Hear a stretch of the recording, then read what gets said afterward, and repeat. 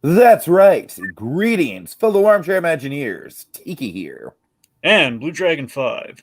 Ladies and gentlemen, it is my sincere pleasure in welcoming a tried and true animation fan, a man who, by his own bootstraps, climbed the unknown mountain to bring back a fount of wisdom from the animation masters and talent we all know and love.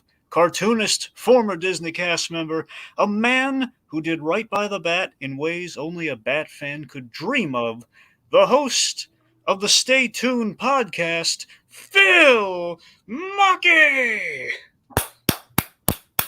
That was such a kind introduction. I don't know that I expected it. Thank you.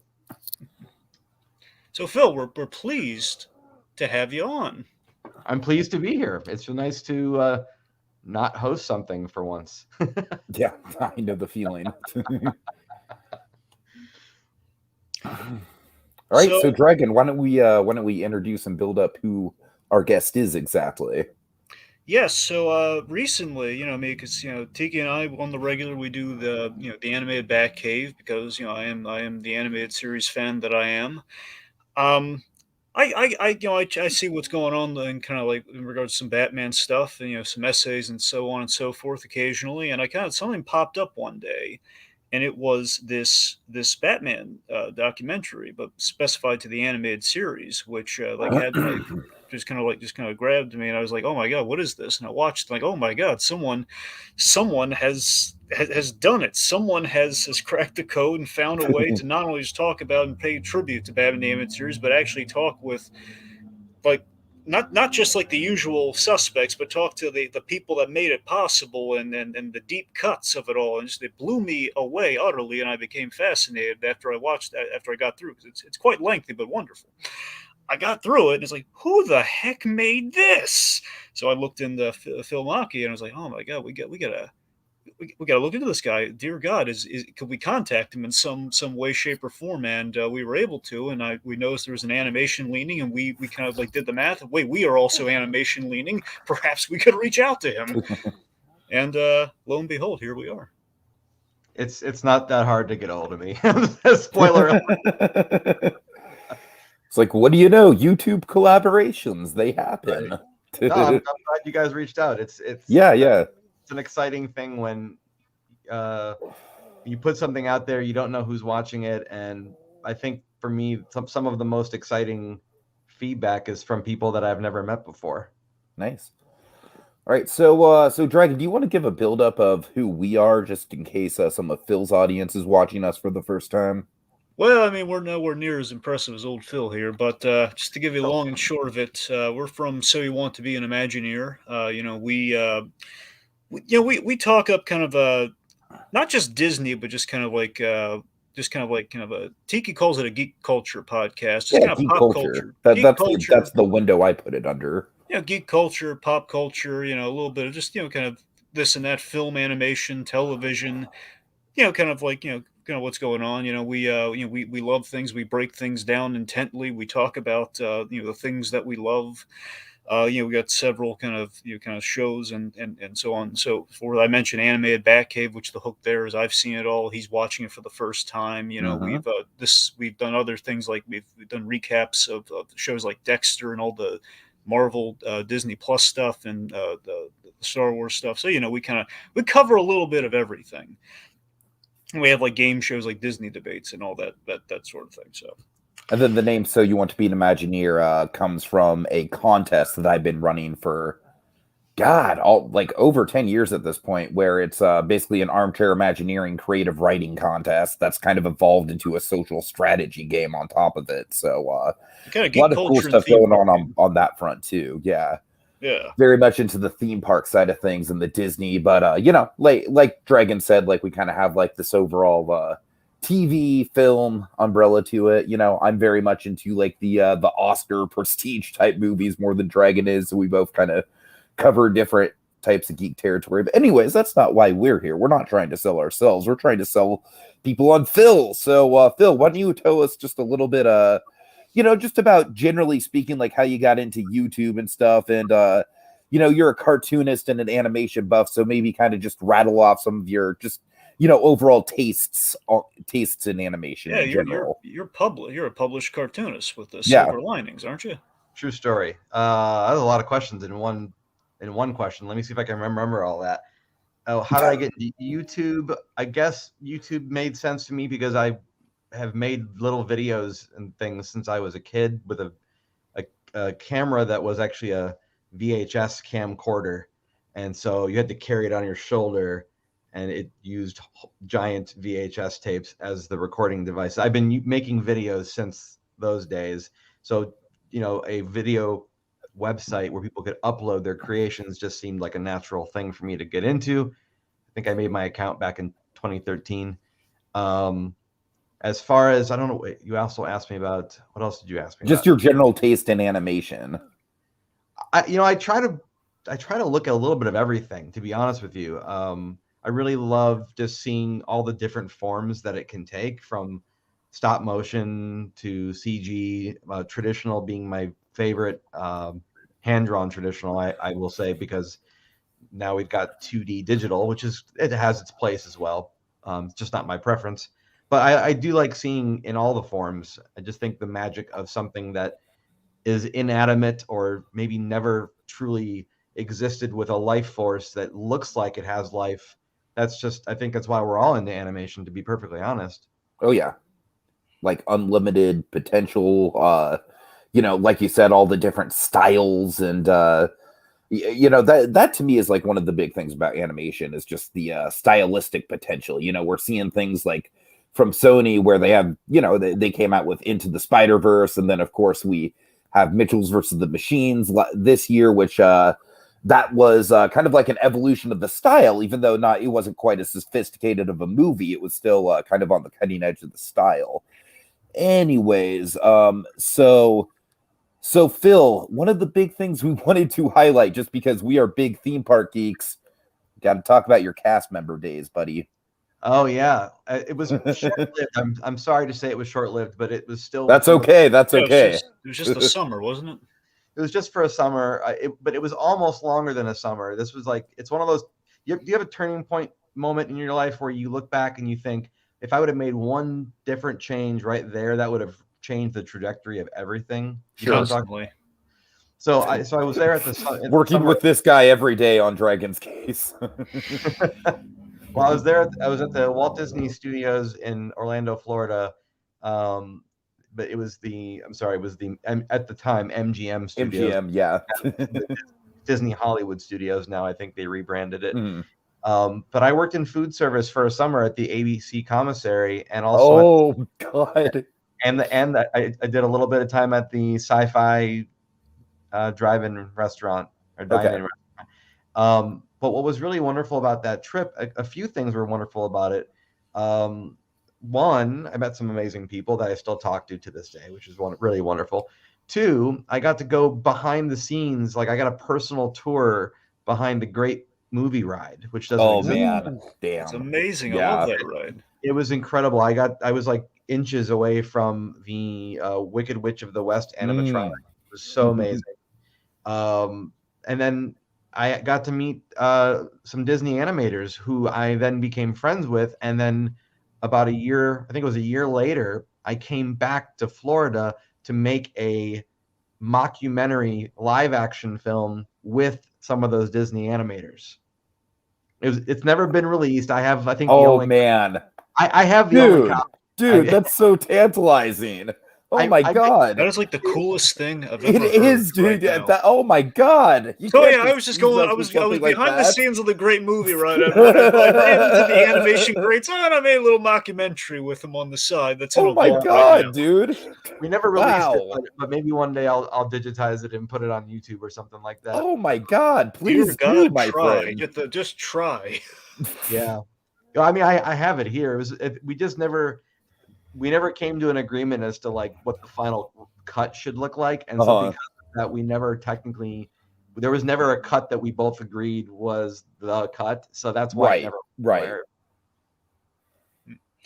So speaking of that, so on Stay Tuned. What was it? Didn't you get that started like in 2018?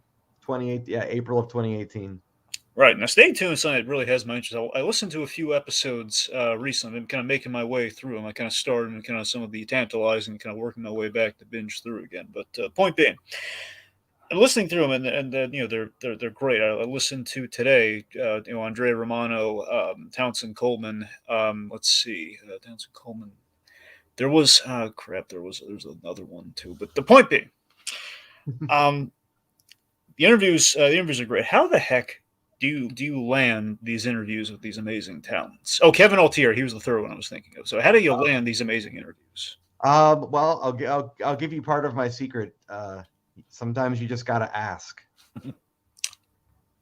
That's really a big part of it. The other part of it is building off of previous experience. So, once you get a few interviews under your belt, sometimes that conversation can just naturally dovetail into an introduction to someone else. And sometimes it leads to doing the impossible, and you, sir, uncovered the long lost and forgotten Tim Curry Joker footage.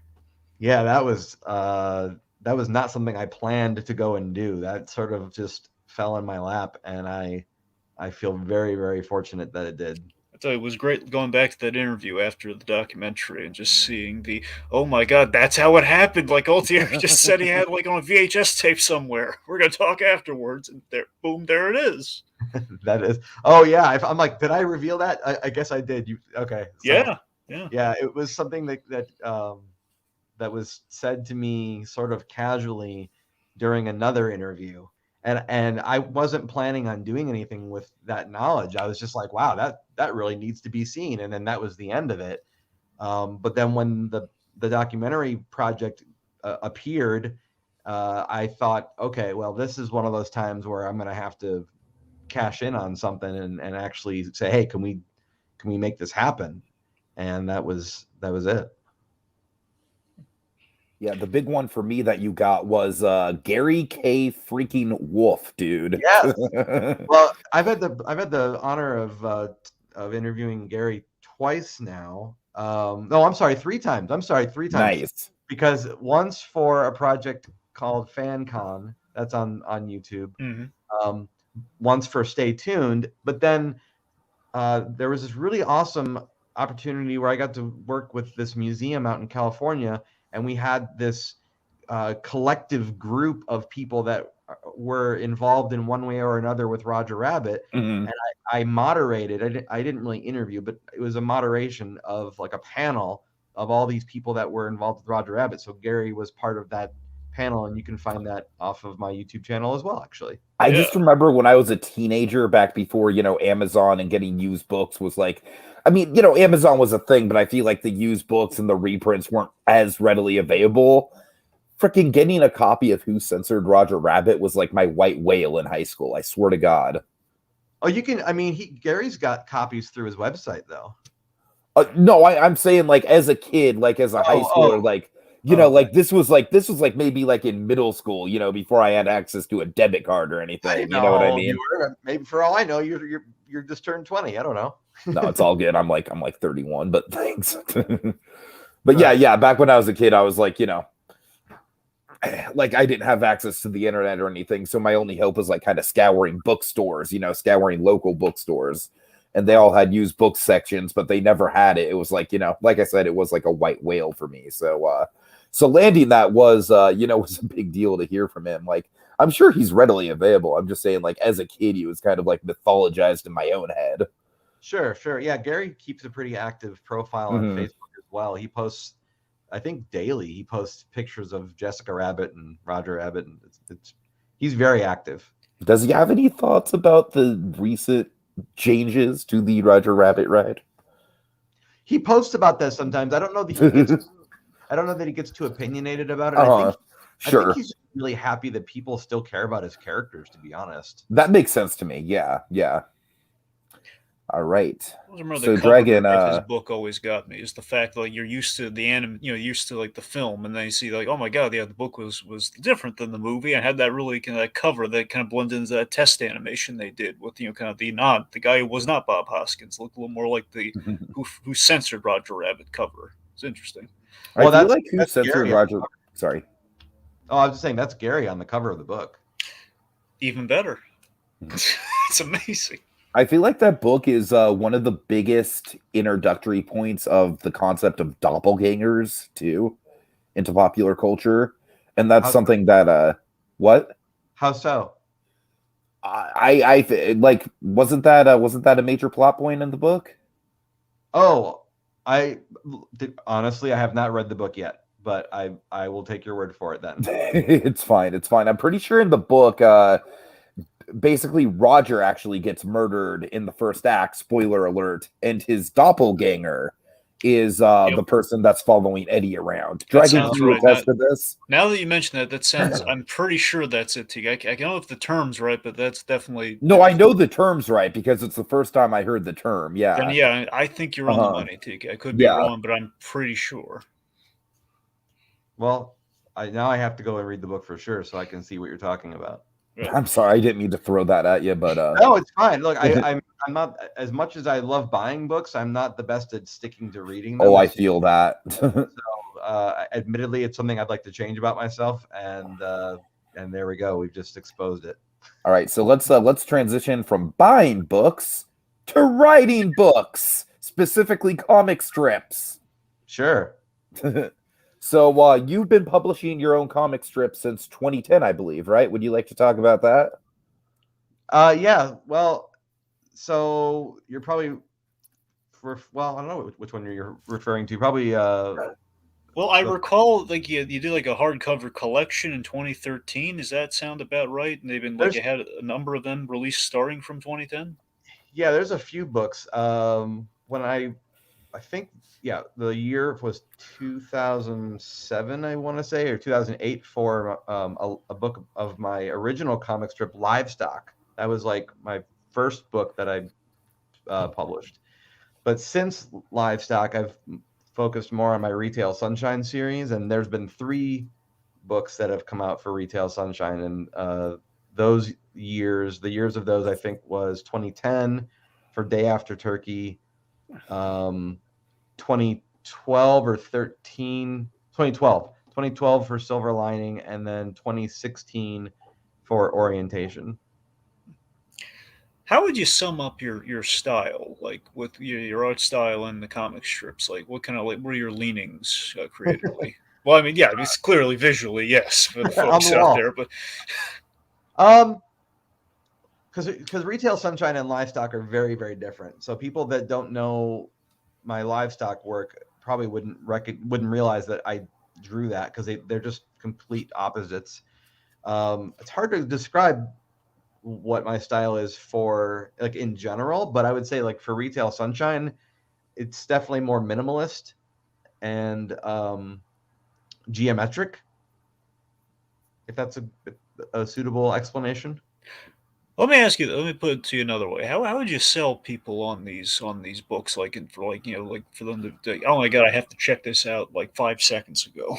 Oh, well, I mean, I think everybody should have to work retail at least 1 year in their life just to understand what it's like to work with the general public in that capacity. So I worked in retail for a decade, and Retail Sunshine is basically my autobiography experiences put into comic strip form, because I just needed a place to vent my frustrations and talk about things like Black Friday and being a new hire, and customers that drive you insane.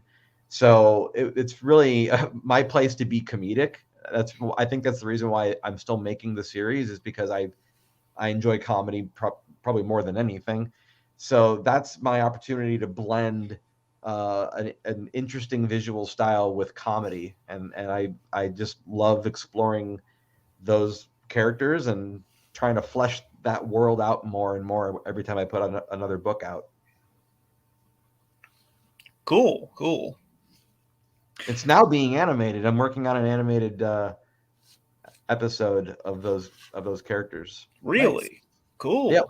I have storyboards on my desk right next to me as we speak. I'm in the middle of boarding what will probably be 5-minute pilot episode.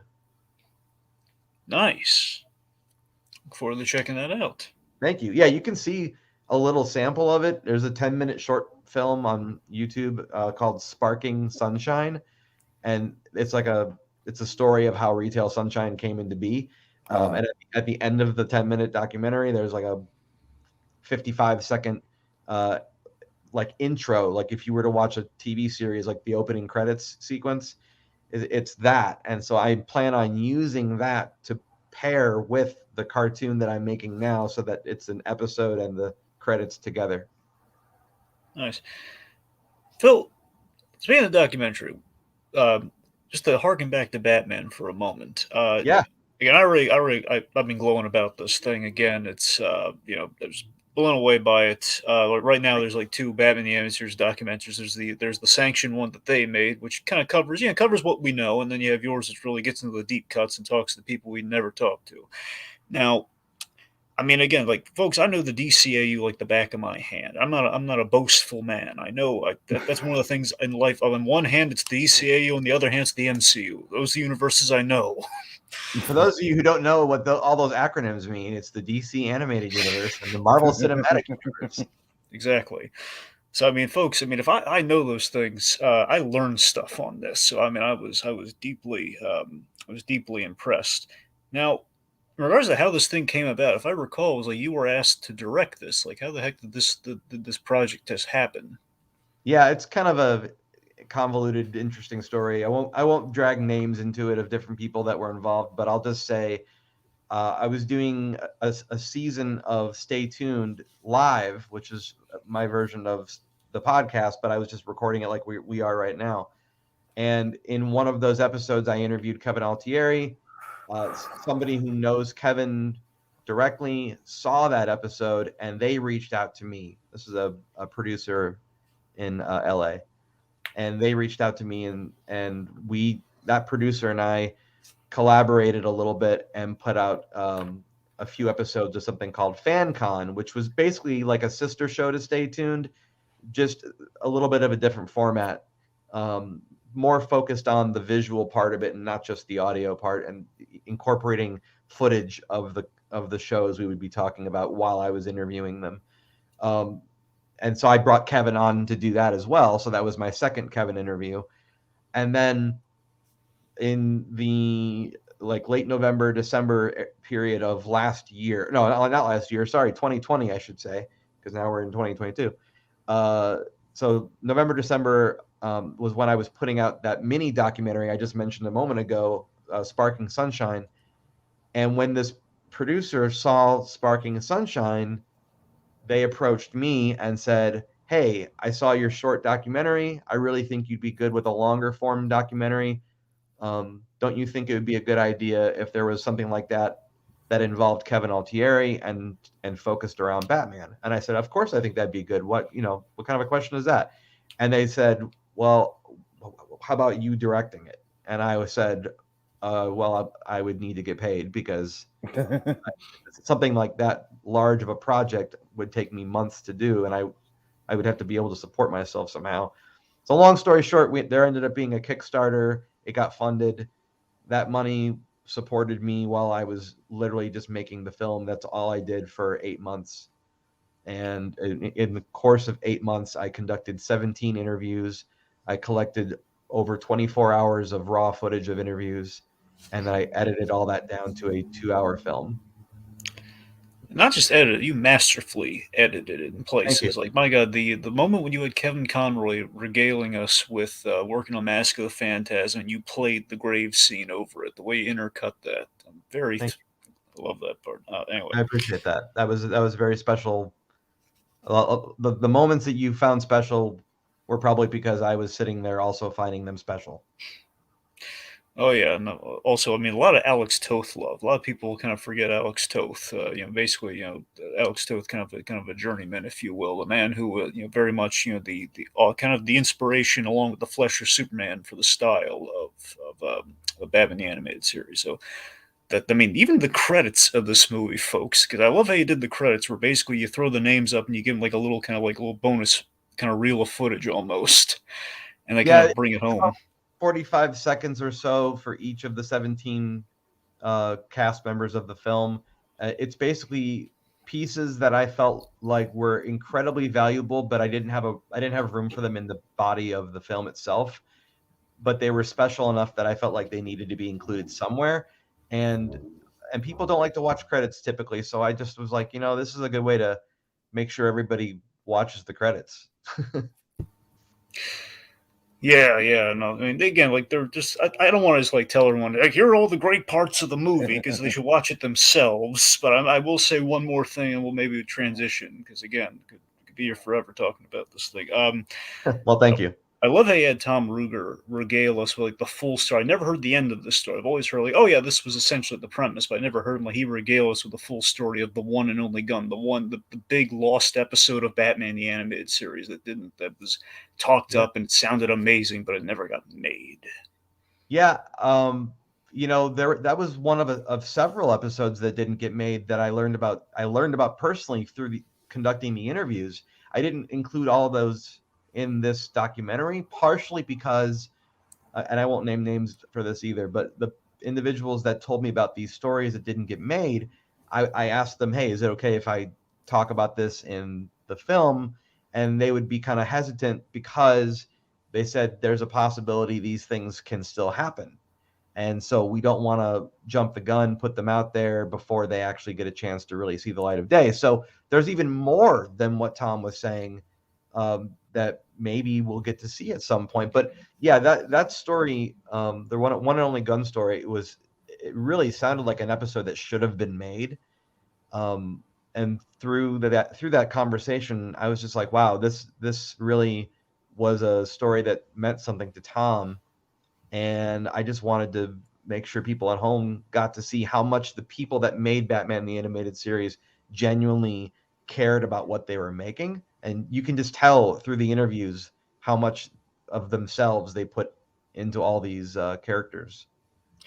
Yeah, there were two exclusions I noticed, and I figured again you had like so many hours of potential footage, you had to cut it down at some point. And I like how you kind of focused it in terms that it ends on kind of around Harley Quinn, which is kind of the longevity effect. So I kind of like that. So I mean, I noticed like with Sub-Zero, the original that was supposed to be a Bane movie. I mean, and these were things I didn't know going into it. That's why the stuff I was including in there was I had to take off my director hat every now and then and put my fanboy hat. And so I was sitting there editing going, what would I really be excited to learn about for the first time? And that's when that's how I would choose the things that were in the film, was the fanboy part of me. And then the director part of me would be like, okay, but we only have this much time, so let's try to keep it concise. It was a juggling effect between those two inner parts. Yeah. And the other thing too is we'll move on. I'm going to toss you the reins, by the way, just in a second. Thank you.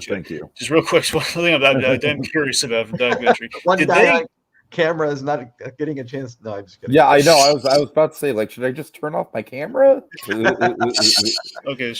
There was one other unmade episode. I've seen this adapted in Dini's biography. Dini's Dark Knight, True Batman story, which essentially is kind of like a biography. It's obviously based on a true story, just a little more they kind of present a little more fancifully. Tiki and I covered in depth because we love that book. Dini pitched a basically a Batman Sandman crossover. It sounds like would never. I understand why they never would have put it on the air, but it would sound really trippy. Did you hear any about that, or that just does not come about? It's probably didn't hear anything about that, but that does sound like it would be an appropriate direct-to-video title. I think that. Oh man, totally. I mean, why couldn't they do an Elseworlds sort of a thing? Yeah. But no, it was. I didn't hear about that, but the other things I heard about were just interesting. I think, and this might be something that was in the book from Paul Dini and Chris Kidd. I think they mentioned Chip Kidd. I'm sorry. I think they mentioned something about the Huntress at one point. They were trying to do that, but Huntress never made it into the original animated series. But I think they wanted to bring her in.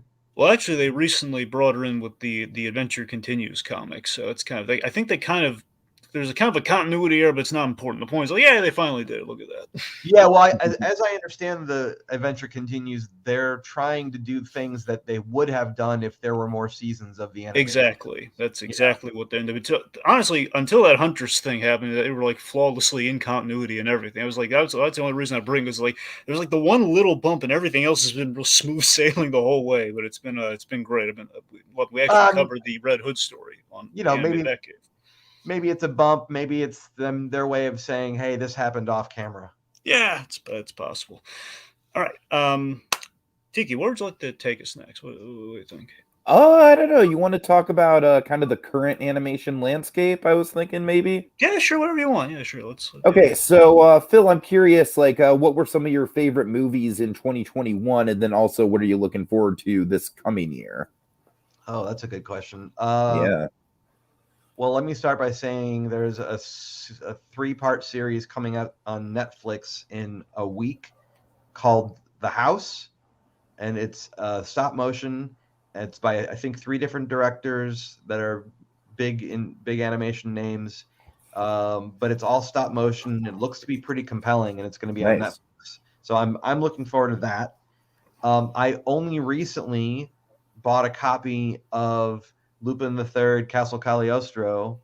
I had never seen that film before, so I had just recently watched it, that's Miyazaki's first directorial film, for those of you that like Miyazaki. And that was on recommendation from the guys who made Batman. They were Altieri recommended that too, didn't he? He did, and Brad also recommended it as well, and Dan Reba did too. So all those guys, it was an influence on them when they were, I guess, back in the 80s. They were influenced by it. So I was like, I better watch this thing, and it's great. I can see why they were influenced by it. So that's something I watched like 2 weeks ago, or roughly a week or so ago. But the other part of your question was something that came out in the last year that I thought was really good. Yeah, like do you have any opinions on anything like Mitchell's versus the Machines, or Luca, Wish Dragon, or anything like that? Anything like that? Wish Dragon and Mitchell's are on my list. I've got a pretty long queue list that I need to get to. Well, Mitchell's, probably Mitchell's. Yeah. Well, I was going to assist you in that, Tiki, but yes, Mitchell's would be the one you want to lead with. Yes. Nothing against Wish Dragons. Mitchell's was really impressive.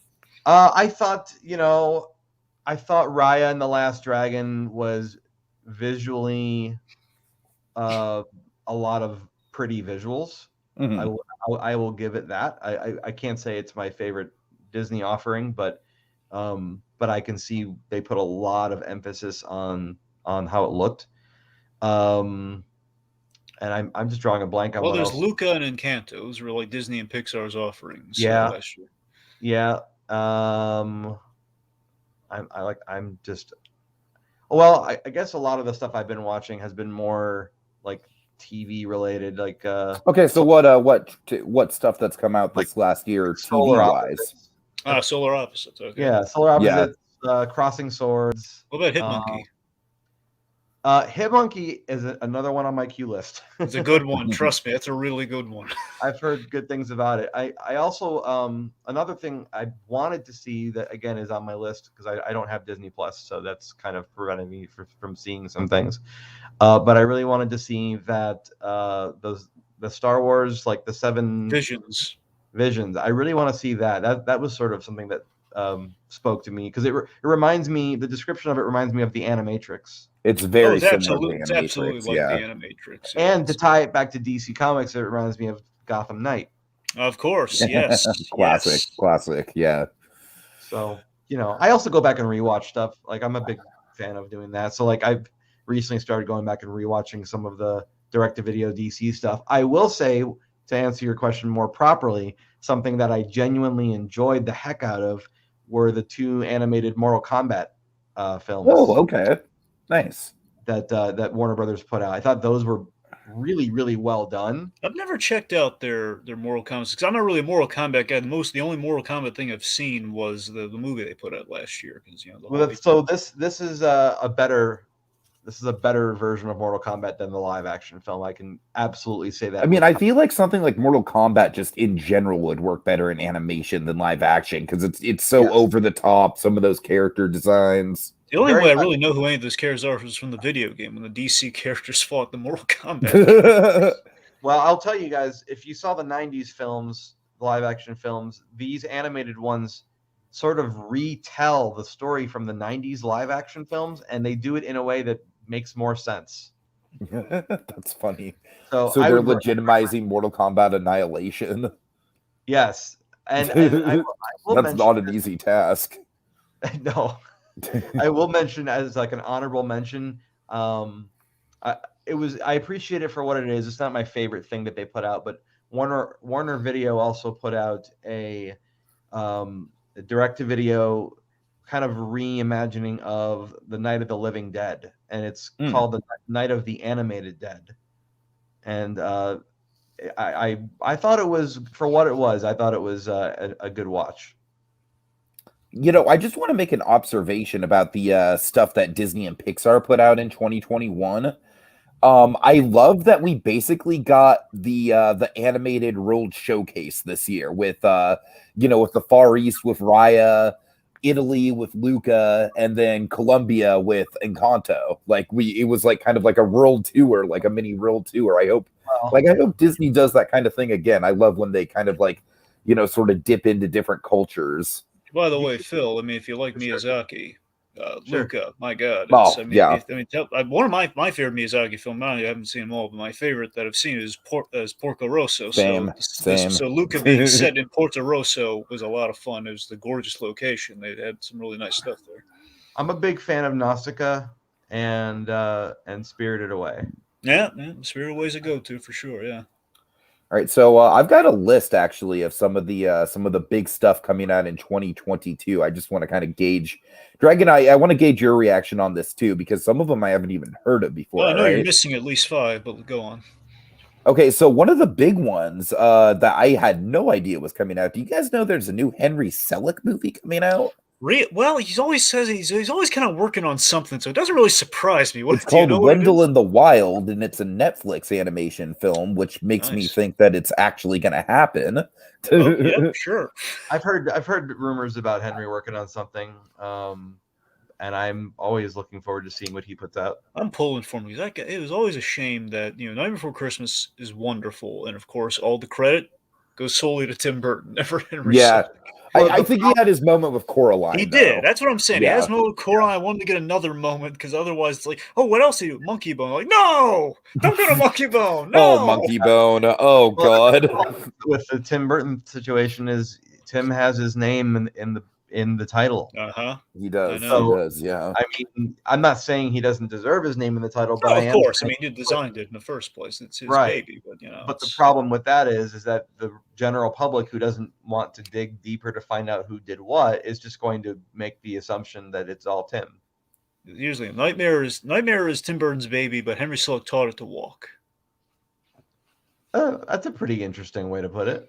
I mean, if you want to see the best parts of Tim's efforts, thankfully they've made nice hardcover books that have all his illustrations and things. Oh, nice. Yes, they have. I saw even just kind of like a kid's kind of economized versions, like pretty much what the adaptation is like. Yeah, it's the sketchier style. Of course, Sally looks all wrong, but it's still pretty solid.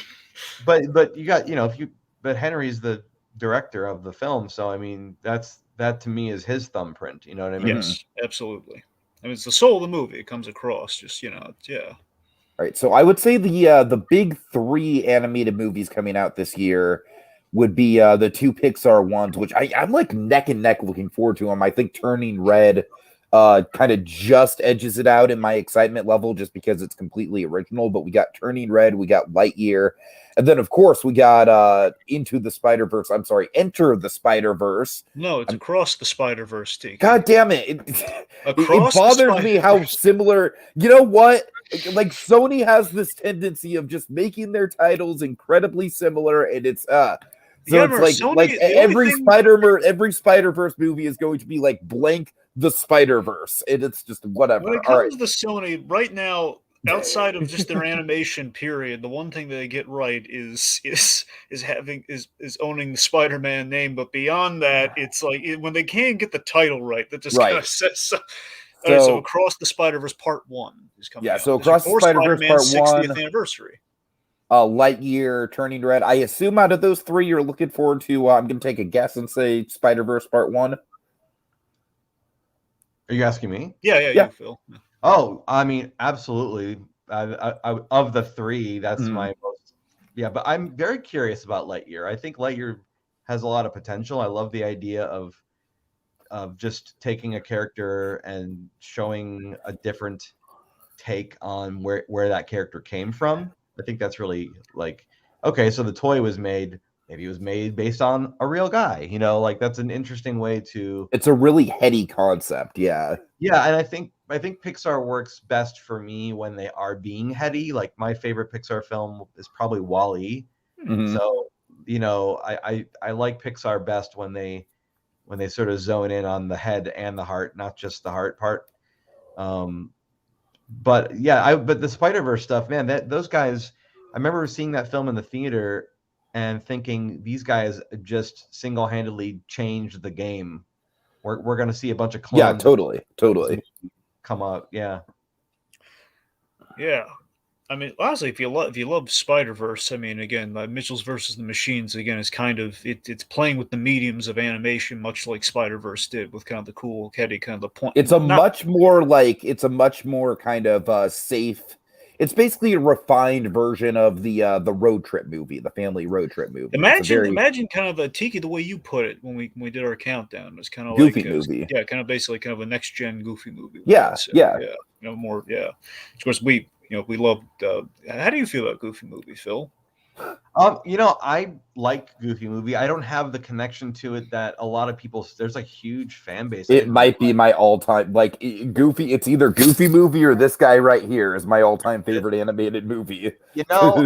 I think it's wonderful that people love the films as much as they do. I didn't see Goofy movie until honestly a lot more recently in my life. Oh yeah, then you would not have the thing was on constant rotation. My VHS player as a kid. Yeah. So for me, it's like I just don't have that connection to it. But I will say, as a character, I really love Goofy. I've always thought he was a really great character, and I guess even though I think that world has its place, I have a little bit of a I wish inside of me, and the I wish they would do more with Mickey, Donald, and Goofy like they did with the Three Musketeers. I wish they would do more with the trio of them, less to do with Goofy being a father and just more of the buddy stuff. So that's just my own 2 cents on it. Have you seen any of the recent Mickey Mouse stuff that they've been putting out? Oh, you mean the Mickey Mouse shorts? Yeah, the shorts. Yeah, I've seen every single one of them. I freaking love those. Talk about Tiki, to go to your point earlier about the world aspect of all the different cultures. They did so many great Mickey Mouse. Absolutely. Oh my God, those are my favorite ones. Yeah. They're incredible, where they don't even speak they don't speak American English at all. They just speak the native language. Isn't it like a soccer game one where he's like in Brazil or something? Yes. There's one in India. There's a ton of infamous croissant episode in France. Yeah. So really, I think they did one in Dutch. I think my favorite one will always be the Japan one, where I think it's Mickey's caught in traffic, and then at the very end, it's like he's in this like Japanese garden, and there's the train, and it's like the big callback to Walt. Beautiful stuff. See, I have trouble getting into the new Mickey Mouse shorts. I just have trouble. I have trouble binging it. Like I can't just sit there and watch like 10 of them at a time. I got to be kind of in the mood for specific ones. That's how I approach it. I can binge them. It's just a little too high energy for me. I don't know. Okay. I feel like I have the opposite of ADD, where it's like, like I can't really, like, if something's like too rapid fire, then I kind of like, this is almost like a sensory overload for me. But interesting. Yeah, I like them because they have a lot of 1930s energy. That's part of why I love them. Totally. Yeah. Just to harken back to Goofy movies for a moment. I mean, honestly, what I really liked about Goofy movie is. It all goes back to Goofy movie on this podcast, apparently. Right now, I'm sitting here really like thinking I'm really glad I didn't insult the darn thing. That's really good. Well, I mean, look, for me, every time I think about Goofy movie, what I always loved about is just the fact that, again, it kind of gave Goofy layers. And I mean, I always go to like gave us like Bill Farmer had this beautifully dramatic scene in a jacuzzi.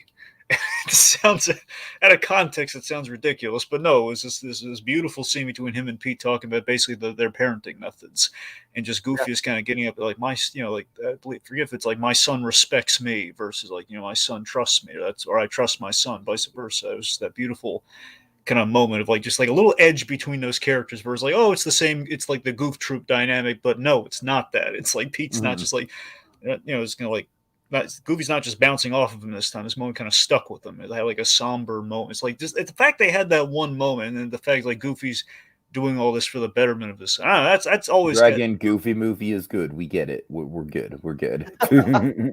No, I hear you though. I think you make a good point. I mean, it's nice when we can get some heartfelt honesty. That's always a good thing. Yeah, that's what I'm saying. Like when we kind of apply layers. March says everything should come back to a Goofy movie.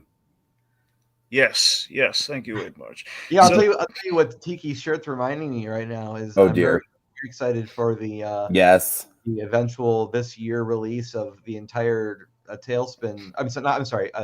Chip and Dale's Rescue Rangers on DVD through the Disney Movie Club. That's not where I thought you were going with that, but that's cool. That's cool. The whole thing, like they're doing this is the entire Chip and Dale Rescue Rangers. Yeah, I still collect physical media, so for me, I'm very excited about anything. I got all the DuckTales seasons through Disney Movie Club, actually. There you go. And for those people who are also fans, they just released Make Mine Music and Melody Time on Blu-ray, which is the first time they've ever had those films available on Blu-ray. Yeah, those are the two of the more obscure ones for sure. Oh yeah. Yeah, that's part of the package films. Wait, isn't Melody Time the one where we have the Mickey and the Beanstalk, or is that No, that is Fun and Fancy Free. Fun and Fancy Free, right? Fun and Fancy Free, which they did on Blu-ray I think last year. So let's talk about that. What is the package films have actually always been some of my most not my most favorite, but most fascinating of the Disney canon. So what are some of your favorite of that era? I grew up with, for those people who still remember how cable worked, I grew up with the Disney Channel, which at the time was a big friggin' deal. And back then, the Disney Channel included a lot of their animation. It wasn't a bunch of shows that were live action. It was a lot of animated content. They keep drawing the logo on the side. Yeah, I keep drawing the logo. So I grew up watching a lot of like Donald in Math Magic Land. Oh, Donald in Math Magic Land. Oh man, yeah. I really love the part of the package films with the origin of music and melody and showing how the instruments were created, and like that stuff's really great. There's a on the Blu-ray for Ichabod and Mr. Toad. There's a great little cartoon about Halloween and black cats. But one of my all-time favorite Disney silly symphony shorts is The Old Mill. Oh yeah, absolutely. Aid Marsh says, cliche to say, Ichabod and Mr. Toad is probably my favorite of the era. Yeah. Also a soft spot for, I'm just going to call it Three Cabs because Dragon knows I have a terrible time Tiki saying can't that pronounce word. caballeros for some reason. I can't. For the life of me, I can't. He's never gotten it right It's once. a running joke. It's a running joke. Three Caballeros, interestingly enough, got a show created in, it was not broadcast here. It was broadcast in Southeast Asia. But they are finally bringing that show here. And I think they're doing that now-ish. It's been on Disney Plus. Okay, then there you go. Yeah. Then there you go. Yeah. So that was not made. That was released overseas first, and then brought here, which is such a strange thing. So what I would actually say my favorite of the era are those package films, specifically the aforementioned 3 cabs, if you will. Okay. That's just that's just like my license 3 plate yellow abbreviation. cabs. Benny the Cab's relatives, yeah. You don't usually hear people liking the package films. What about them? Do you like? Well, I like them for 2 reasons. I like them that they're just like a grab bag of different animation styles, like we were kind of talking about with like animation. Like that's what appeals to me about animation as an art form as a whole, right? Sure. And I also just really like them in a historical context. And that is why those South American films appeal to me as much as they do, is because it's like the story behind those films is so fascinating to me, where Walt was like Roy Disney practically had to, fly Walt out of the damn country to get him away from the studio so he could deal with the strike. And while that's going on, Walt's having the time of his life. Mary Blair is having like a freaking spiritual awakening that's going to like revitalize her entire art form. And she is like my all-time favorite artist of any visual medium, honestly, as far as just like her style goes. And just everything that came out of that one trip, in spite of how chaotic it was to plan it and the circumstances surrounding it with the strike. I mean, those movies are obviously, terribly outdated, and, Donald Duck is literally running around trying to get laid for like the last third of Three Caballeros. And see, I did it. I can't pronounce it. I think you want to also keep in mind that was an era where Disney was in serious trouble with closing shop. Absolutely. Yeah. And those films were, for those who are listening at home and are wondering what are package films, these films were created on the cheaper side of things so that Disney could continue to put films out there, but try to recoup some of the money that they were losing for making things like Bambi. Mm-hmm. So and it's interesting. Things like Bambi, Fantasia, Pinocchio, like all 3 of those in a row, hugely ambitious. Like basically all 3 of those like more ambitious than the last one. All 3 of them, in spite of being classics, big flops upon release. Pinocchio, I think, is probably where they spent the most, possibly. At least, I mean, it looks like it does show though. That's the look. They got their money's worth on Pinocchio. Oh yeah, Pinocchio is in my top 3, I would say, of the traditional Disney films. Fantasia is one where I always go back to it just because of the art itself. Sure. Obviously it's got no narrative, but like I tell you, man, you sit down for an evening, you watch Fantasia. I mean, it takes you places. What do you think of Bambi, though? I want to raise that question to you just because Bambi to me is like a big enigma of the Disney canon, because I think it is like equal parts like one of the most beautiful films they've ever done as far as the art goes, and also one of the most straight up boring movies they've ever done as far as the actual narrative goes. I would say, and I'll have to go back and watch it again to get it like fresh in my memory, but for me, I would say Bambi is like an impressionistic watercolor painting, sort of the kind of feeling that comes to life.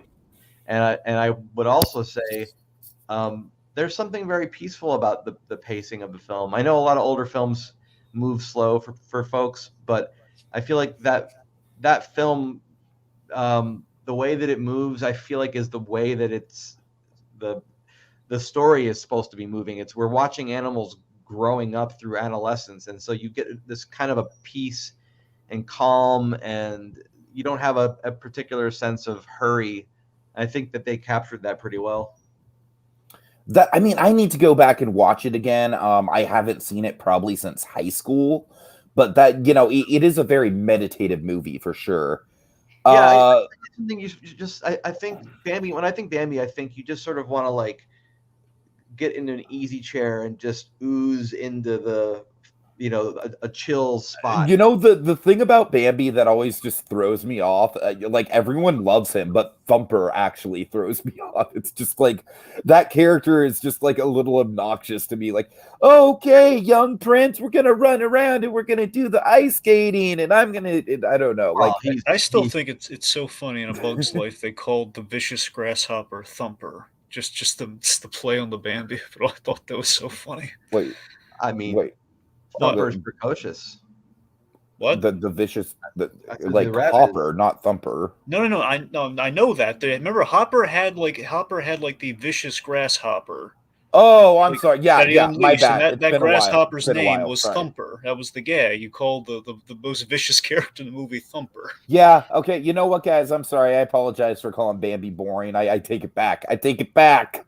Aid March makes a point that says the movie moves well. It transitions through the changing of the seasons. I need to watch it again. I need to Also, watch it Piggy, again. Julia, it's the very Solnier. Yeah, Like Bambi is peaceful. I think if you want to watch something that's relaxing, that's what I think of. totally.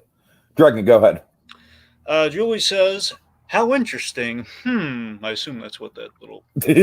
Pondering. I didn't know that those three flopped upon release. What do y'all feel like overall led to that happening? Okay, Fantasia, I can answer that very, very, very easily. It was the Fanta Sound system. Walt Disney only wanted Fantasia to be screened in theaters that were willing to install the Fanta Sound, which was essentially an early predecessor to surround sound. Yeah. And of course, that was kind of to give the illusion of like the symphony being in the room with you. And because of that, Fantasia initially was kind of like a roadshow movie. And it really didn't catch on with the general public until the 60s. And the 60s, it kind of caught on with the psychedelic crowd. Yeah, and remember, in the 50s, you had the B movie thing of like they would outfit the theaters to do all like the cool stuff in it for you, give it like kind of a 3D, like a 4D effect. Pinocchio was more of a budget thing. It did well. It was well reviewed.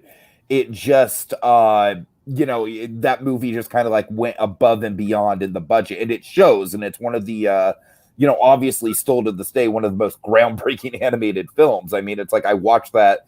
It doesn't matter how old that film gets. It still is just mind blowing the technology used for it. Yeah. As far as Bambi goes.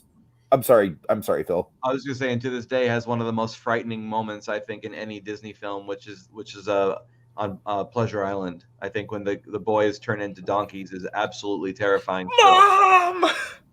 It's creepy. I mean, if you haven't watched it, seriously, go back and watch it. There is something very, very haunting about that scene. When the hands turn into hooves, it's utterly terrifying. Yeah, they handle that. Disney wasn't afraid to be. This is something that I miss from current stuff. Cautionary tale. We can't do a Band-Aid solution. Like, no, maybe Arendelle does get destroyed. Maybe that's what's supposed to happen. Yep. Aid March said most men may be Disney's most evil villain, and I mean, the dude turns children into donkeys and then essentially sells them into slave labor. Stupid little boys. So yeah, I would say it's him. It's Frollo, and then low key, people don't talk about this guy as much because he's kind of a meme. But Ratcliffe, just because Ratcliffe is kind of like a genocidal mother effer when it comes down to it. So I'm with you on Frollo as being one of the worst villains. I'm with you on that. Ratcliffe basically wanted to genocide a whole population of people, though. But it doesn't sound like Tony J. No, he doesn't. That's exactly right. And then, but Dragon, see how he glitters. Wait. Yeah. Then you got Maleficent, who says hell in a movie, and how many characters can you say that said that in a Disney film? Yeah, one or what? Frollo. Yeah, Frollo said. I like that you could hear her say hell in the California Adventure animation lobby too, in the montage. All right. Anyways, Dumbo was made on the cheap. Dumbo was a big success. The reason why Bambi was not a big success, I think, was because it was not made on the cheap. It was not quite as expensive as Pinocchio, but it was still up there as far as like deers in the studio. Well, yeah, there was that. There was like obviously like that movie has like a crap ton of multi-plane shots in it, which were very expensive to do. And also more importantly, the war was like very much looming over Bambi's production at the time. And I feel like that's really what kind of ate into the box office. For those of you out there who are very familiar with using Photoshop and using layers, it used to not be clicking a little button on your screen to change layers. It used to be this giant monstrosity that you had to get on a ladder to climb up. Yep. Get all the different panes in there so you can line them up. Oh my god. So if you think you're impressive by having a lot of Photoshop layers, you go, no, nothing. They didn't have buttons. They had manual labor, darn it. They had to go up there and physically change out. I mean, panels. that opening shot of Bambi is low-key one of the most, like, it's literally just like a moving museum gallery. How much art is in there and just moving around and how layered it is. Yep. All right. If Bambi is one of the most beautiful films Disney's made, Dumbo is one of the most economical films that they've made, but like where it was still successful, but they found ways to do it on the cheaper side. Dumbo was basically a feature-length version of the cartoons they were putting out as far as budget goes. Like, there's one or two multi-plane shots, and obviously the animators got to have some fun with pink elephants, but yeah, well, it's a whole other animal. All right, so it seems like we kind of got into a geek out moment with classic Walt era Disney. How dare we? I assume that's a focus of interest for you, Phil. Yeah, I mean, I'm a huge classic Disney fan. Mhm. I still feel like that a lot of what we have today we owe to all of that, and it's similar to early '90s era Warner Brothers TV animation. I feel like a lot of the stuff that came out then that Warner was putting out, and to another degree, the Disney afternoon stuff. I feel like all of that has inspired what we have now. And unfortunately, there's a lot of cutting corners happening in modern day animation, and I think it shows. Personally, I think it shows. Yeah, I mean, when all the shows start to just have like one uniform style, it just gets really boring really fast. Yeah, sure. And they're just, again, it's not being hand drawn anymore. I think for as much as the corporations probably don't see a difference in it, I'm sure you guys can tell. I know I can tell. I know people at home that are watching this, who watch animation closely, can see that maybe they don't know what's different about it, but they can tell something is different. When you lose that human touch that puts the drawing onto the paper, I'm sure you can still get impressive things going all through computer, but I personally believe there is something lost that you cannot replicate. Phil, what do you think about Paperman? Paperman's a beautiful little short. Right? I mean, it's kind of a blend of the styles, one could say, right? Yeah. I mean, it was... Yeah, well, here's the thing. As much as I don't get super excited about CG stuff anymore, I did back in the 90s. As we all did. Yeah, because it was more of the gimmick at that point. I hate to say it, but that was a big, I was a big fan of Reboot. But honestly, the Pixar shorts and Disney shorts where they find ways to make something feel more organic and it's still done in CG, I get very impressed with that, because then it feels like they're using the tool. They're not letting the tool make the art, if that makes sense. Yeah. For those of you at home, that was not a technology delay. That was just me breaking people's brains. Yeah, I remember when Paperman came out, it was just kind of the question of like, can you imagine if they did a whole feature just exactly like this? But I don't know if it was like maintainable. And we've somewhat attempted Brad Bird film noir detective story. Exactly. Please. We've been saying this for years. Like, yes. Brad Bird, he was going to do the Spirit. Brad Bird, black and white film noir, please. That's which what essentially, I want. we saw the pencil test of the Spirit. Now, wait, Phil, let me bring it back to some of your stuff. Let me ask you this. Since you made some very impressive documentaries, both in the short form and the long form. Thank you. Did you see The Giant's Dream that was on the re-release of The Iron Giant for, I think it was the anniversary? The Giant's Dream? Yes, it's like 50 minutes. And that was that the making of the Iron Giant? Yeah, but it was like something they made like more recently. It wasn't like an archival thing. It was like something they made for the re-release. Maybe I haven't seen it. It's either I think it's The Giant's Dream. It's either Giant's Dream or The Giant's Dream. It's part of me wants to say yes that I've seen it, because I remember watching some sort of behind the scenes about the Iron Giant, but I don't remember if I've seen something called that. So I might be I might be mistaken. Well, it was very well produced. It goes through like Brad Bird. It has like Teddy Newton drawings throughout the whole thing. I think I did see that. That does sound familiar. Yeah, I know. I love that thing so much. Iron Giant is brilliant. That's a modern classic. I absolutely believe that it's. Look, the reality is this: it doesn't matter what your medium is. As much as I love one medium over another, it doesn't really matter if what you're trying to do is tell a great story, and you can't throw any number of visuals at it and hope that it will make up for a not great story. And the problem that modern CG films have, in my opinion, is they start focusing so much on the visuals that they blur the line between animation and live action. And what I mean by that is, and I'm not trying to throw Raya under the bus, but it's the first one that came to mind.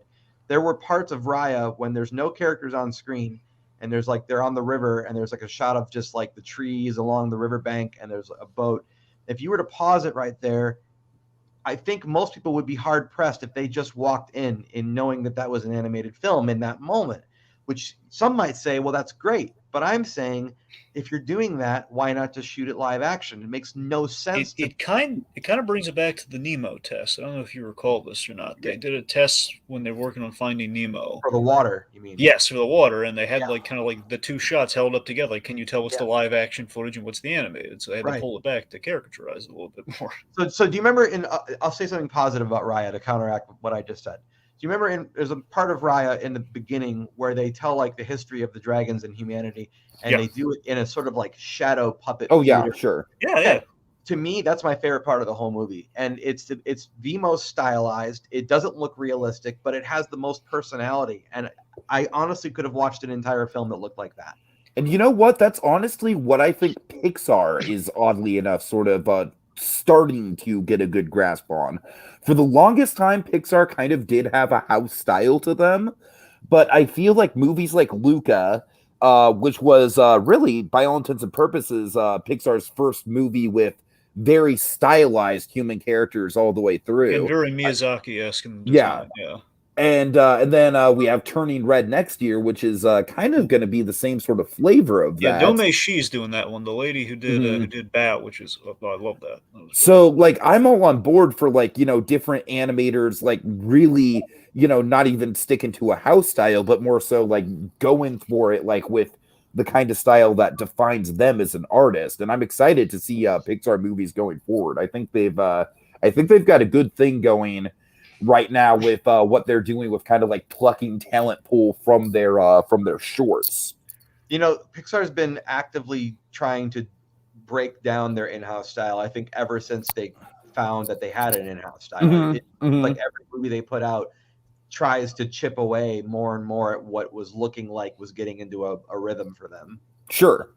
And I appreciate that as a company, because I feel like as a company, it's like they are on the cutting edge of like constantly trying to make sure that they are, staying ahead of the curve and rewriting themselves and pitching pigeonholing. They're avoiding woodfire pizza mode. The quote Brad Bird.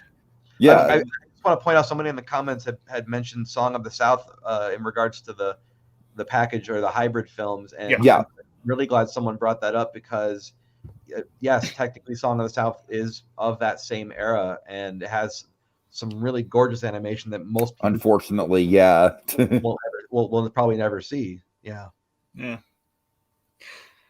Sorry. with getting back to the point of to the Pixar films real quick. With Raya more so actually.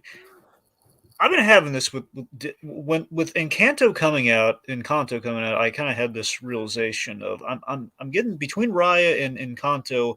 Do you think Disney is in a bit of a creative slump? And I think what they've been turning out has been good.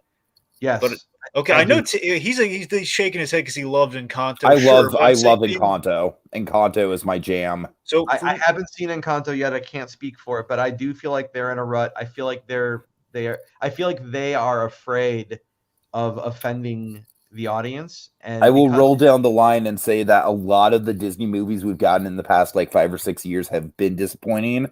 Ralph Breaks the Internet, Frozen 2, Raya to a certain extent for sure. I mean, like, even Zootopia, as good as it is, I think kind of suffers from that freaking stupid twist villain thing that they were on about in the 2010s. But it wasn't that big a deal, the twist villain Actually, thing. Zootopia, I think, is one of the most successful modern Disney films. See, that's what I'm saying, Phil. I'm thinking it is. Zootopia, we haven't. I'm not necessarily coming down what we've gotten since Zootopia. It just feels like it's it's like okay, good, but it hasn't really like kind of dazzled us like a Zootopia or like. It's because of the story. I'm telling you guys, they focus so hard on these visuals. Look, the secret to good visuals landing with the audience is when the characters are being connected to the audience, audience connected to the characters. In other words, if you love the characters and you love the story, you'll be more impressed by what you're looking at visually. But if the story is not there, the visuals don't save it. So what I love about Encanto, for me personally, and other people have been singing the praises of this movie, so it's not just me. It's not just a me thing. Is I love, like what you just mentioned. I feel like Encanto has a very large cast, a very long ensemble cast, and yet every one of those family members has a memorable moment, and I feel like every one of those family members has a fan base out there on the internet, like, because they are such memorable, vivid personalities. The story of Encanto is not the big selling point of the movie. I think the characters, the songs, and the setting are. And in that regard, I think in all three of those areas, Encanto hits it out of the park. I'm not trying to like say like, you're wrong. Disney is, because I do think that most of the movies that Disney has made in the 2010s, with a couple of exceptions, have been really up to par. You can totally say I'm wrong. It doesn't bother me. I'm just telling you how I see it. I mean, I don't mind having differing opinions. I think that's what makes for interesting conversations. Sure. And this guy did not like Encanto as much as I did. So well, I mean, that's what I'm saying. I thought it was good. I liked it. I didn't love it, and that's kind of. And I did love it. I'm in the love it train. So. Well, I'm happy for you. All right. I loved it. I mean, look, I like the Bruno song. We don't talk about Bruno. I ain't saying Silencio Bruno. No. I'm fine. Anyway, let's see. I think Thunder.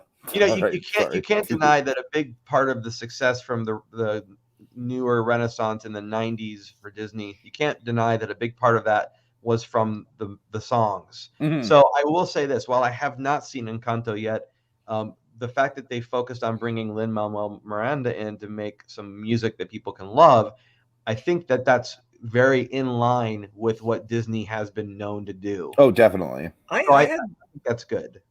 I had this weird thing with Encanto, I think, upon reflection on it, because when we did our list, we had to kind of pick, like, okay, well, it's Raya or Encanto. No, I picked what I picked. I stand by it.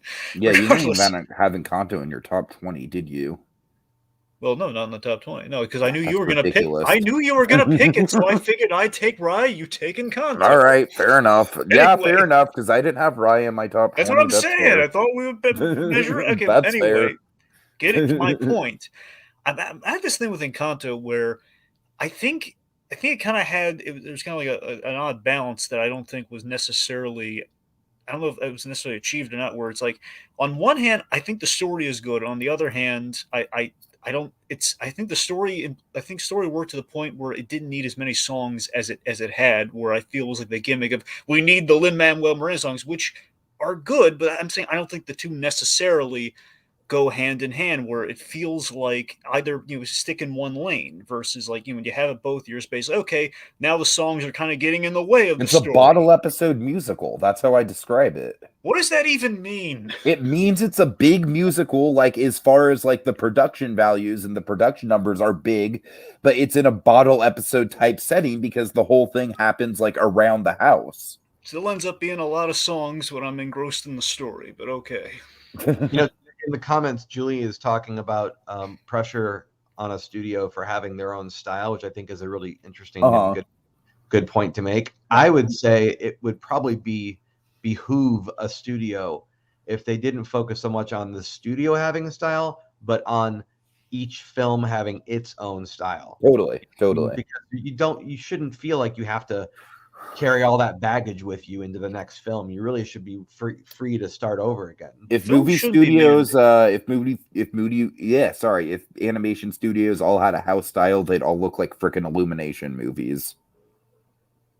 Well, some of the Illumination movies are pretty good, but it's They do look nice. I'm not saying Illumination movies look bad. I'm saying all Illumination movies look the same stylistically. they are kind of getting to that point. Yeah, I mean, it's not help but the fact of doing a lot of sequels to their films, but yes, like didn't we say all we needed to with the first Sing? Do we need to do it again? We need shouldn't we just call it Sing They're More? putting on a Broadway 2? show this time, Dragon. That's what I'm saying. Like, I'll give the first Sing is like that's fine. It's a cutesy gimmick, and it's like okay, I'm rooting for Lil McConaughey. I honestly think putting on a Broadway show is a more compelling plot than putting on a talent competition. Yeah, but it's like they should have thought about that in the first place. Is what I'm saying. Either just pick one and go with it. If you're gonna do, it's like anyway. You know what? Possible Illumination sequel I would actually want to see. Okay, what? The Grinch's The Cat in the Hat. Is that's what that one is called? The original is called, right? I think so. Yeah, That's what I'm asking. Grinch's The Cat in the Hat. Yeah, that it's Grinch's. Like anyway, yeah. I there's two Grinches in the tub, but yes, that would be kind of fun to see. I don't think they'll ever do it, but it sounds amazing. Also, now that we bring Illuminations into the conversation, Phil, one of the most controversial animated movies coming out next year is the Mario movie. Do you have any thoughts on that? I don't think anybody has any hatred for this animated film. I mean, there's really nothing been released about it yet to hate. Right? Dragon, do you want to break the news to the poor soul? Well, I mean, I'm assuming he knows, but it's the voice cast, right? The Chris Pratt. Yeah, they released the voice cast. I know that Chris Pratt, but I mean, I don't think announcing an actor is enough to hate a movie that we haven't seen anything. Well, tell that to the internet. Well, I don't really care what the internet thinks, to be perfectly honest. Hey, there's a smart man. That's why we have him on the show. This guy's a smart guy. I mean, like at the end of the day, people are going to hate something until they don't, right? And so it's a mob mentality. So once the movie comes out and does really well, a lot of those people are going to change their tune. They'll extinguish the pitchforks and torches. Yeah. Now, are we talking about the 90s Mario movie? That's another story altogether. But of course, 80s or whatever year that came out. But that movie's been out long enough for us to be able to judge it. But until I see a trailer, at least, I'm not going to say anything about the new one. That's totally fair. Yeah. I am actually looking forward to a couple casting choices they have. I think Jack Black as Bowser is good. Keegan-Michael Key as Toad is intriguing. I don't know how that's going to work out. I as a general rule, I'm so over casting celebrities. Yeah, that's. I'm so over it. It's got nothing to do with the celebrities themselves. I like to lose myself in a character. And if you're constantly reminding me that it's somebody I've seen in X number of other pictures, then now I don't really see them melting into the new role. It is a shame. I will give you one. I can see Charlie Day actually melting into Luigi. Yeah, I mean, I think I know why they cast him. I think it's a smart move, but it's going to be one of those things until I watch the characters speaking and hear those people coming out of their mouth. Mm-hmm. I don't think I'm going to be able to say yes or no to it. I hear you. I think Pixar has been the only exception in terms of when they really find an actor that has been able to kind of okay, we're not going with the voice actor because we feel these actors could kind of bring something to these roles and we get a performance that befits what we've come up with here. But in general, it's all underreported how we don't get voice actors who are bred for this sort of thing on the big screen. For some reason, we exclude them. We won't put them in the game, essentially, of film, the big screen affair. And it's ridiculous that that's the case. I have to call out Ade March in the comments for talking about the house style that Disney had throughout their eras. I just want to point out, I think a big reason why they had a house style had to do with whoever was leading those particular projects, like your Carl Barkses, for example, things like people like that. So when you have people who are so strong leading the storyboard process or leading in any of the visual styles, then you can't help but have your other works sort of, you know what I'm saying? Like they had these strong personality of people who were running the show, And so it's going to look like, Mary Blair was mentioned by Tiki earlier. Those people are going to be influencing those movies that come out in that era. So you can't help but have a style that looks similar in that case. But it's good to note that, yes, Disney did have different eras that kind of had a look about them, for sure. Yeah. Yeah. It kind of fits like the storybook quality of some of them. Remember, the gimmick used to be like they were kind of storybooks on a shelf for a while, like you had between Cinderella and Peter Pan. Right. Yeah. Yeah. The intros, you mean, where they would show like a storybook Yeah. opening? Yeah, absolutely. I mean, that's all part of, they were building. Look, how many people now think of Disney as the first version of a story that was written by Hans Christian Andersen? Like, but they think of the Disney film. They don't think of the book. So that was Disney's way of basically saying, here, this is the version, and it worked.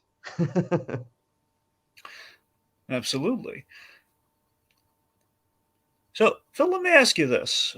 Recently, last year, we talked a lot about some Hanna-Barbera stuff. I'm wondering, what are your thoughts on Hanna-Barbera in general? We did like a Scooby-Doo and a Flintstones theme month. Yeah, well, they recently made a big announcement. I think it was in Europe. I don't know how significant it's going to be affecting anything here, but they announced that they were sort of relaunching Hanna-Barbera. And I don't know when we're going to start seeing that trickle in over in the States, but I think Hanna-Barbera has a great library. I mean, that's, if you want to talk about a studio that made their claim to fame on budget animation, holy cow. It's an impressive thing to see just how many characters they came up with and how little animation they got away with. Absolutely, but we kind of discovered, we kind of went through the Flintstones animated films as well as the live action ones, but the animated ones, I love seeing. See, we kind of have this analogy when talking about something like a Batman: Mask of the Phantasm, where it's like that's the blue meth version of Batman the animated series, and it's everything firing on all cylinders. It's like the most perfect. Again, it's the $5 million budget, but every penny of it is on the screen. It's like they get to do everything they wanted, and all that sort of stuff. So by that logic, with the Flintstones, particularly like something like The Man Called Flintstone, the cinematic equivalent, where that's them. Okay, well, as far as they were concerned at that time, and it's funny how many of these movies kind of did that. So many of the animated movies were basically kind of like, oh, we're kind of closing the chapter on the Flintstones here between Man Called Flintstone being the end of the series, the 6 seasons in a movie, or the I Yabba Dabba Doo, which is okay. Well, Pebbles and Bam Bam are married off, and that's kind of the end of their adventure until they have kids in the next movie. And that's the end. Well, I hate to bring business into it, but I'm just going to remind everybody at home that for some people, this is their livelihood, right? So some of these decisions creatively we may not agree with, but they were responsible for putting out more and more content, and in some cases had diminishing budgets, but they had to keep doing their jobs. So even some of the worst stuff that would come out of like the 60s, some of the 60s Looney Tunes and 70s stuff, I say the worst stuff. I mean, it's just a matter of an opinion. I'm just saying animation wise, some of the stuff that came out in that era, I'm not a big fan of. We'll just put it at that. But I still respect them and what they were doing because they did what they had to do to keep cranking out. Yeah, they were average Joes with a job that happened to be animation. So it's like, it can be easy to criticize stuff that we don't like, but I try to remind everybody behind every animated production that you don't like is like a huge crew of people who that was their job every day.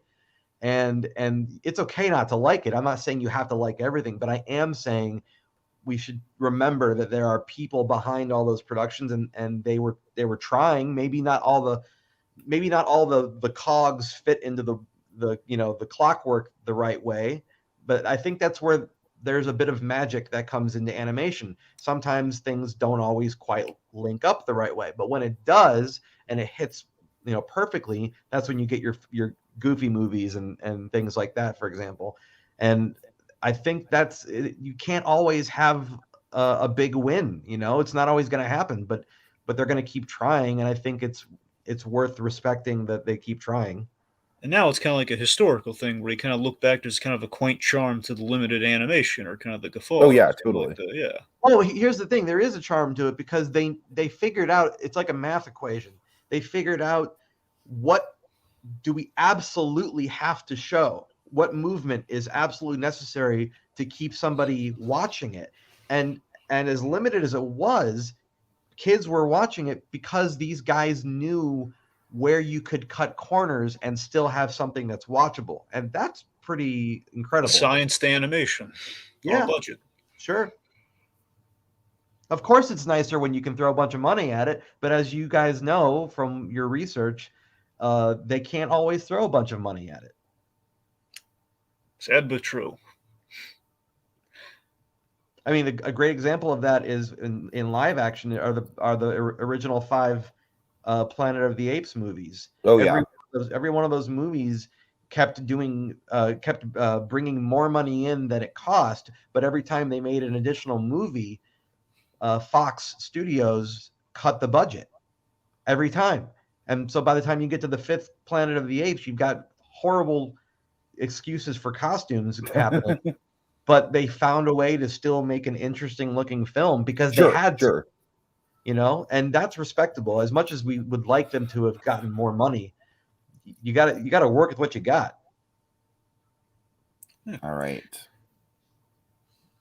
Dragon, I feel like we're kind of wrapping up, right? Yeah, let me put it out to the comments here, folks. If you got anything else you'd like us to talk about here, or like throw Phil's way in particular, feel free. We're kind of wrapping up here.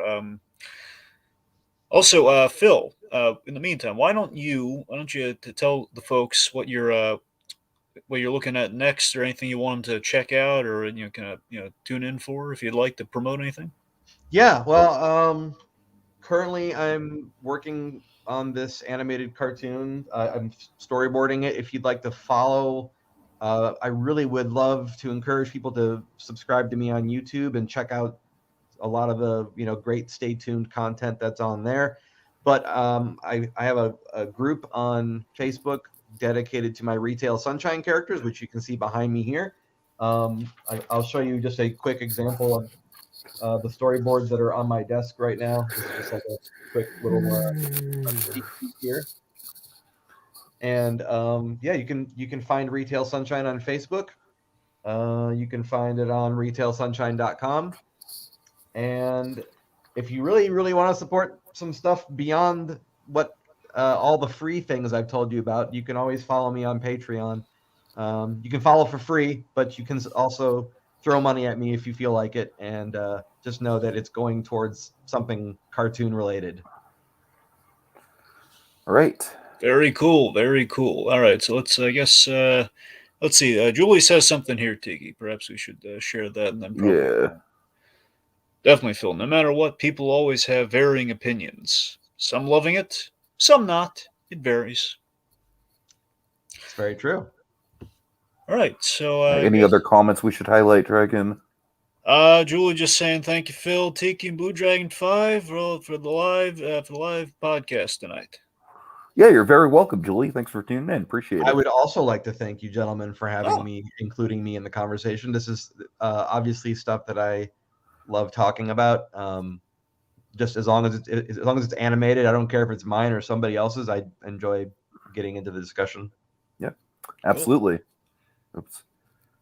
And also, I think I was calling him Aid March. Is there another way to pronounce it? I said Ade March because it sounded French. I don't know, but it is Aid March. I don't know. All right. Well, whoever you are, Mr. March, we appreciate you being in the comments tonight. Thank you. Like a howler monkey or something, as right. The Planet of the Apes. I assumed it was a monkey in a hat, but I don't know. All right. Julie looks like a very nice. Wait, is it Jack the Monkey from Pirates of the Caribbean? I think it might be. You tell me, you would know that. I think it might be. Well, thank you, folks, for tuning in. Again, I cannot recommend Phil Machi any more than we possibly could squeeze in an hour and a half. Seriously, I mean, I could, but we'd be here forever. This man got my full support in what Yeah. he does here. You guys got to check him out. Like recommend him to friends. Share the link. By all means, check out what wonders this guy is going to turn out. This young wonderkin we have before us here. I really seriously appreciate you guys of all the Sure. kind words. It means a lot. Cartoons are my life's work. I don't say that lightly. So it really is nice to meet some like-minded folks and have some people that want to be involved in discussing anything animation related. So thanks for that. Yeah, absolutely. It is All Jack right. the Monkey from Pirates of the Caribbean. Aha! We named the monkey Jack. I love Pirates of the Caribbean. We could go down a rabbit hole with that. Yeah, I'm a huge fan, and I'm a fan of all of the movies. I don't care what anybody Ooh. says. All of them. All right. Yeah. Well, we better get out of here before this man's hot takes burn down the building. All right. Have a good night, folks. Thanks for tuning in.